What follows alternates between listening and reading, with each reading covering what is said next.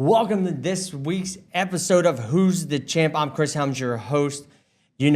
Last week we sat down, we talked with Court Bauer about Major League Wrestling, and now, one of the things me and him talked about was old school wrestling, our mentality with it all, with him with Dusty Rhodes, and me growing up here in Charleston, the NWA was huge. And as I got older, I learned about world-class championship wrestling. And it kind of fits in right now. Like one of the biggest factions that I ever followed was the Fabulous Freebirds. When it finally came over to WCW, it was Michael P.S. Hayes and Terry Bam Bam Gordy. Those are the main two that you had to put. We could put Buddy Roberts in there, and we can put, Jimmy Jam Garvin in there. But let's go ahead. And the one I want to talk about today is I want to talk about Terry Bam Bam Gordy. And one of the things that I love of being a big man, I resonated with him. When I wanted to wrestle, I wanted to be like him. I wish I had Ric Flair's hair, but Terry Bam Bam Gordy, the way that he moved was flawless. You can go back and look at his New Japan stuff.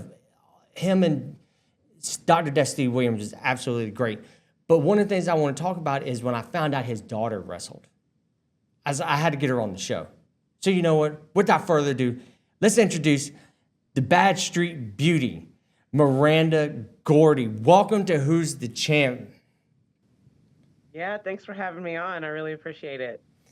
So, let's go ahead and let's jump into it. You started March 17th, you debuted March 17th, 2019. How's it been since you started in the business? Oh, well, a lot has changed. Like in 2019, the world has changed since 2020 when I was like really getting into it. But I have changed as far as like growth, and my love for wrestling has changed since I started. And back in 2019, when I was just getting my foot in the door, I had no idea really what I was getting into. But I've learned to like really love it and respect it. And so it's kind of like my thing now. So you carrying the name Gordy. And I know you've gone back and seen your father's matches and everything. How does his career resonate with you? Oh, well, I mean, he's, my biggest idol. Like when I have a question or I want to see kind of how a match is done, like I always go back to his matches. And I mean, I guess I'm biased, but like you were saying, everything he did was flawless, and he was born for wrestling. And so anyone should go back. Like any wrestler could go back and watch his matches and watch his promos and stuff, and not just for the entertainment, but if you need to learn something, if you really want to see what a wrestler does, like he's the guy. And so I watch obviously tons of matches and stuff, but his is probably my go-to for that. Was it more of his, world-class stuff, or did you resonate more with his Japan run?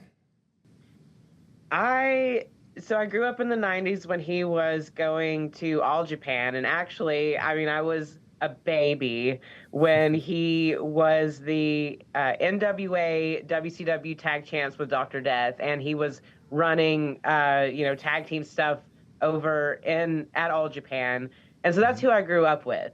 I grew up with the All Japan Terry Gordy, the WCW Miracle Violence Connection Terry Gordy, and so those are my favorites. And if I do have to you can only watch like one wrestling, it's gonna be All Japan, because I just love that style. I just love how hard hitting it is and intense, and like really they are doing a lot, but they're not doing a lot. And just in their emotions and stuff, they're telling a story, and it looks like a fight. And that's what's so cool about it. Absolutely. It was always, you get all these, wrestlers on, and they said, if you get in a bar fight, who's going behind you? Of course, they always talk about the Samoans, they talk about Ming, but Terry's name comes up a lot, and Dr. Death Steve Williams, especially with Jim Cornette. Jim Cornette said a lot, especially about Dr. Death. There's a famous Midnight Express Dr. Death story with the Fabulous Freebirds and everything. But I have to ask, which version of the Freebirds is your favorite? I I mean, Michael and Buddy are like my uncles. They're my family. I have nothing against Jimmy Jam. I just don't know him that well. But I think history and the innovation and what people know is the original Freebirds, Michael, Mhm. Buddy, and my dad. Absolutely, and I definitely would agree with you. But so with world class championship wrestling and the Fabulous Freebirds and the Von Erichs, have you had the chance to step in the ring with Lacey Von Erich yet? I have. Um, Unfortunately, it ended with me taking a claw slam from Lacey, Oh. and that was for SWE, which isn't running anymore, but it was in Dallas, and so I at least got to have one sort of Freebird Von Erich interaction in the ring, and that was it with Lacey. I have been blessed to be able to do several shows with Kevin's sons, Ross and Marshall. I just did a show last year, spring, at the Von Erich Ranch. That was the first time they've had wrestling at one of they're like a wedding venue, and so they Hmm. were hosting RCW, which is normally ran in San Antonio, but the Von Erichs hosted it at their ranch, and like I had such a beautiful time. I hope to go back this year. Yeah, I that absolutely beautiful. I've seen the ranch and everything. That's absolutely beautiful. So let's move on to your career. You were trained by a man that has trained a lot. John Cena, one of his biggest stars that he's trained. Let's talk about your training. Some people have the natural ability to step into that ring. Did you find it very easy transitioning into the ring? Um, no, I won't call it easy because it's not. Going from spending your whole life trying not to fall to forcing yourself to safely fall is such a Hmm. weird mind warp. But with the untimely passing of my father, wrestling wasn't really like something that I got into until I Hmm. literally just dove in. So I kind of started like a totally blank slate. Like I literally dived in. So there would almost have to be some natural ability, I think. Now, I'm Hmm. not saying I'm like as great as my dad, but he definitely passed down something for me to be able to at least, I don't know, be crazy enough to try it in the first place. So, uh, yeah, so there's, I guess, just the athletic ability that I was born with, and then the bravery and to not give up and keep going after the first bump. So, Yeah. I actually wrestled for a little bit, and I think that's why I walk kind of crooked a little bit now, like one leg shorter than the other. But it's that natural feeling. It's like everyone. Your main thing is to take a back bump. You're so used to trying to protect yourself by like putting your hand back, and that's the one thing that you have to learn. And just sometimes you just got to go to that second rope and just fall straight back and realize you knocked your breath out. oh yeah. Absolutely. So we're seeing a big trend, especially in second generation wrestlers, around this time. It just seems like the guys that I grew up with, with Ric Flair, with your father, with Michael P.S. Hayes, they all have, mostly of them have daughters that go into the business. So a lot of second and third generation female wrestlers are, let's say they're rocking it. I mean, right now is the generation, it's the second and third generation female wrestlers are rocking it right now. And how do you feel fitting into that mold? I mean, is it something that you're proud to say that you are, or, do you see it as something that's hindering you? I love to see it. I think that no, I know that there was a time when women wrestlers weren't necessarily seen as athletes. They were seen as a different product, maybe like TNA and stuff, and they had like divas. But now you have people like Charlotte Flair and Natalia who are, oh my gosh, they look like they could take guys. Like they look like they're really like watching them is such an inspiration.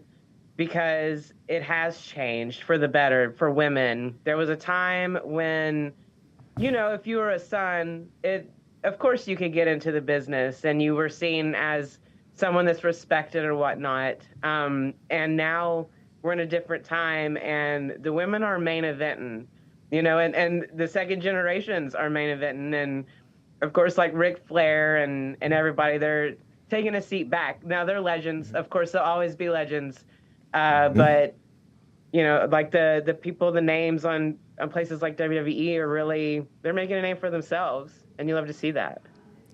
Absolutely. Bringing up names like Charlotte and especially Natalia, who, especially now, Natty, that girl's rocking it now. You always knew how tough she was, and now she's able to display, especially when she went and did Bloodsport. My girlfriend actually sat down and watched that with me, and she's just like, I can't watch that. I've even showed her some old All Japan wrestling. And, we're talking about Kong, Awesome Kong. We're talking, and she goes, nope, not doing that. Not doing that. So growing up with such a superstar of a father, even though it was a young age, did you ever get any road stories, to steer you away from wrestling? Because, most of the men try to steer their kids away from the business.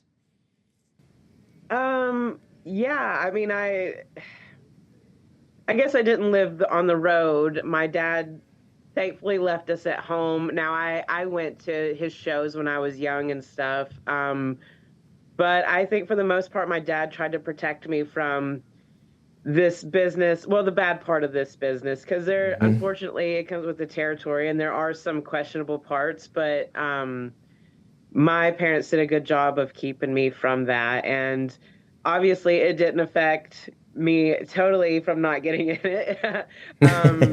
Do I think that my dad wanted me to be a wrestler? Probably not, because I probably his princess, and he doesn't want me to be hurt, and he doesn't want anyone to take advantage of me or anything like that. But at the same time, I think he's super proud of me even trying and, facing my fears and getting into something that I never thought I would. And I think if he was here, he would be pushing for me the hardest.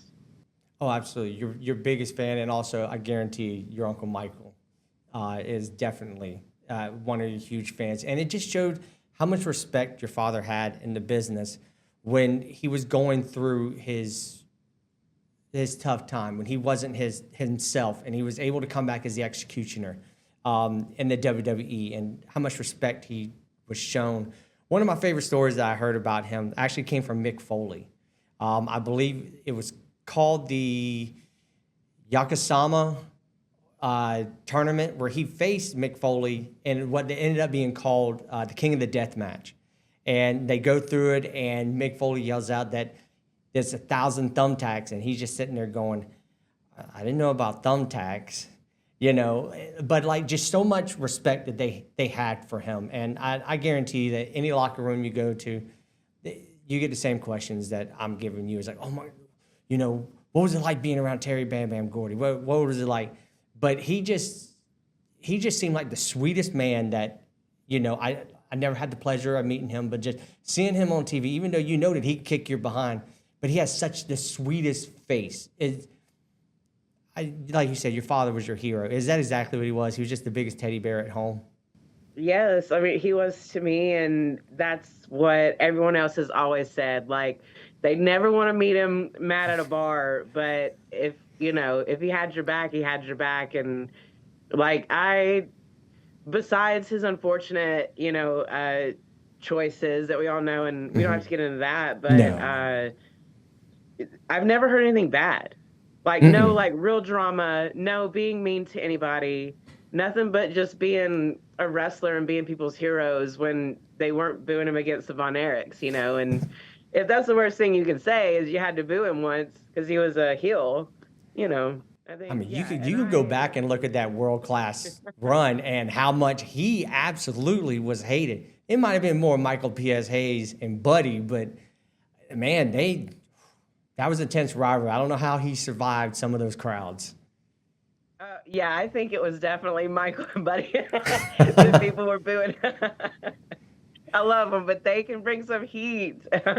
Yeah, and I felt nothing but like the respect that people have. Like from the beginning, people have just they've brought that to my attention and they want me to know how much they just love and respected. So it's if I know anything leaving this business that he created such a name and such respect for himself.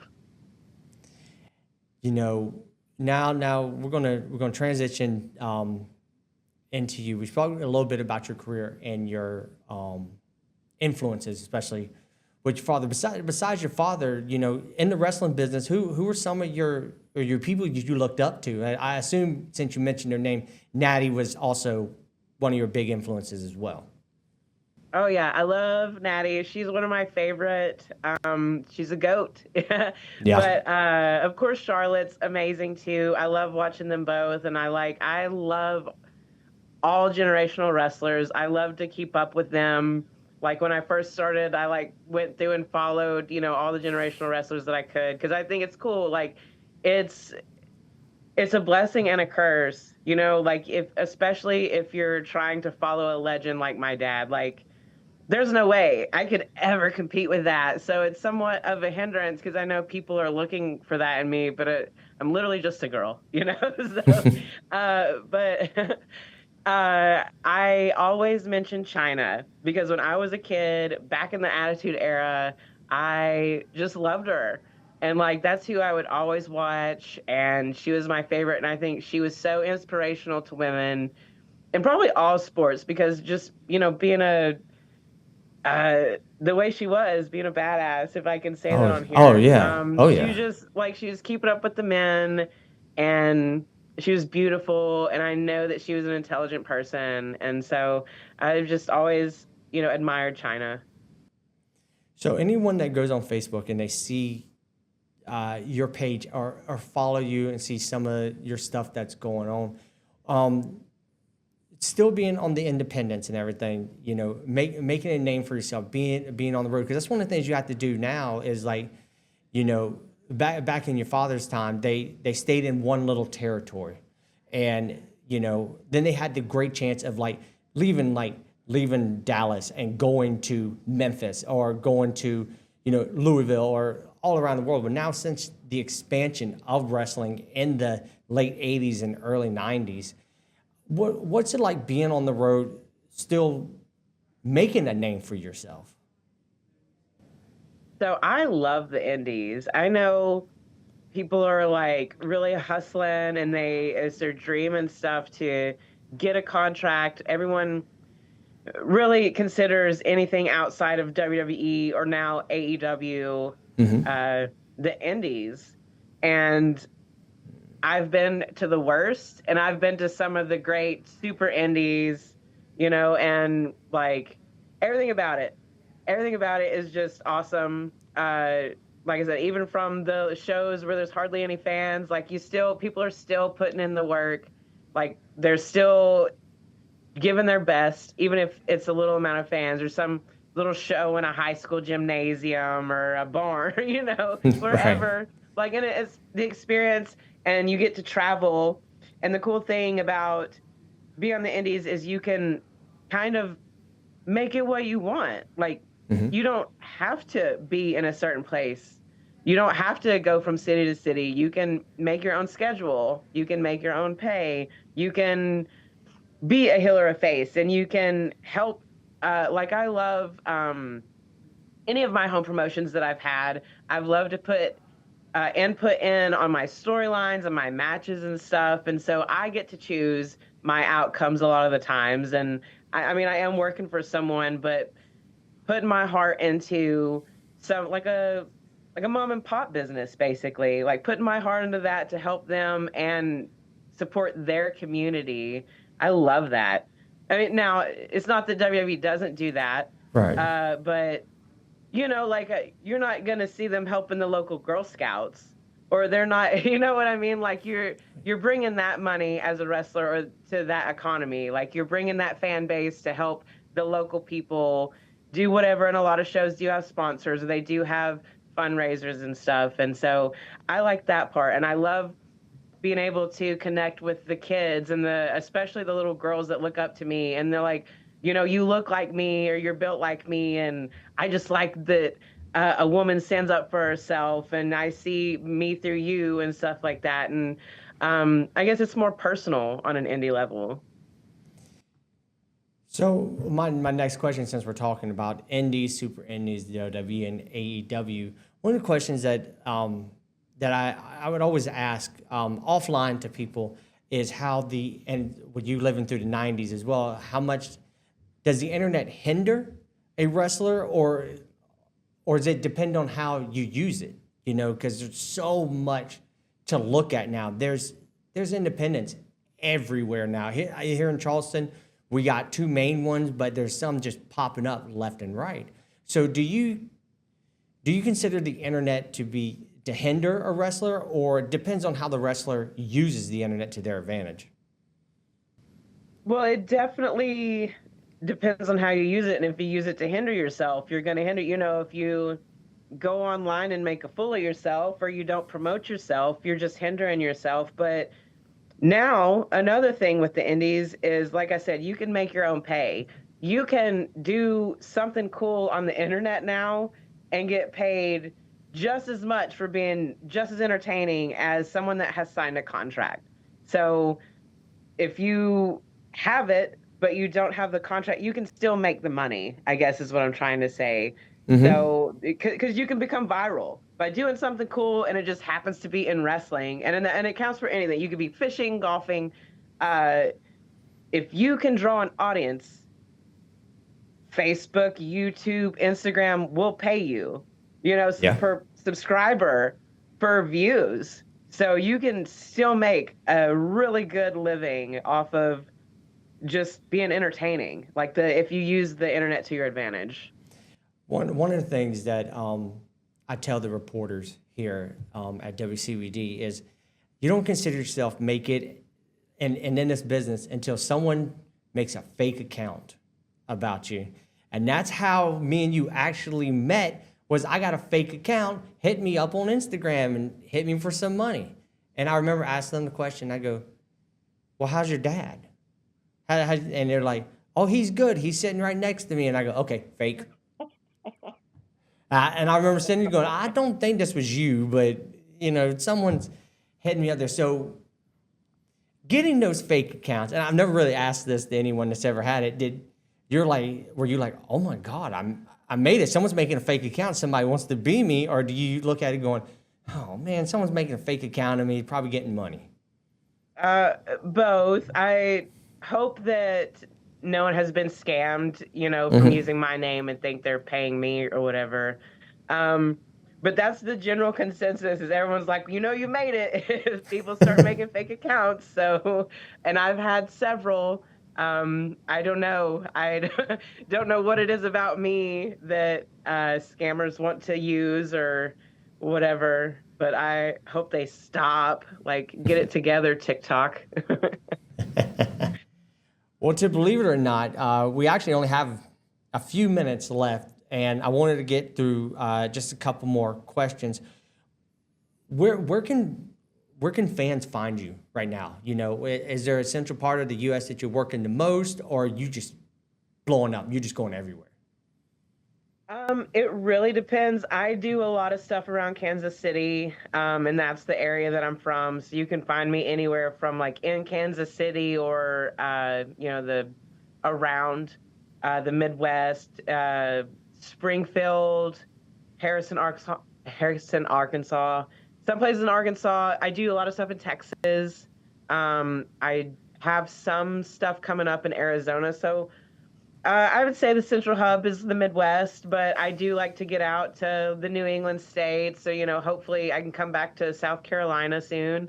Yes, so, please. Kind of wherever. Hopefully, and if you come back to South Carolina, we'll bring you in studio and we'll do another one. Yeah. So, we're just going to do a little quick round questions. Who in your career have you had the most fun in the ring with? Ooh. That's really hard because I always have a lot of fun with everyone. Uh, I'm going to say I think someone that I've wrestled the most, Niles Plonk, which is a guy, right? Hmm. But he's a great vet, and we always have a fun, entertaining match, and we can make a good story out of the intergender wrestling. Like we don't just play into it and do, tit for tat. Like Hmm. it's literally brains over bronze, and the brains usually wins. Hardest hitting wrestler that Hardest you've been in? hitting. Dang. Oh, that's hard too. Oh my gosh. Dang. Maybe Nova Phoenix out of Texas or Oklahoma. Your dream match? Oh, my dream match would be against Natalia for sure. Oh, of course. Had to be. Um, ooh, most painful finisher maneuver you took. You know what? I took a crazy um finisher uh from a girl named Saki in Japan when I went and wrestled for DDT Pro back in 2020, and it was called the Quetzalcoatl, which is like a dinosaur, I think, but I don't know. I couldn't describe it to you. It was crazy. I'm like, she won, Of course, but right. Hopefully. yeah, it was nuts. Like that's the Quetzalcoatl is what it was called. Very nice. All right. So, if fans wanted to find you on any social media, where could they find you at? Instagram, Facebook, YouTube, Twitter, all under Miranda Gordy. Like you type my name into Google and I pop up. Man, awesome. Man, I wish I had more time, and we're going to do this again. We'll circle back around, and we'll absolutely do this again. Miranda, thank you so much for joining me this week, and fans, thank you so much for joining Who's the Champ. We're here every Saturday and Sunday. Saturdays 8 p.m. Sundays at 7:30. Right as you're watching on the WCBD Plus app. Once again, thank you, Miranda Gordy, for joining me this week, and I will see you next week.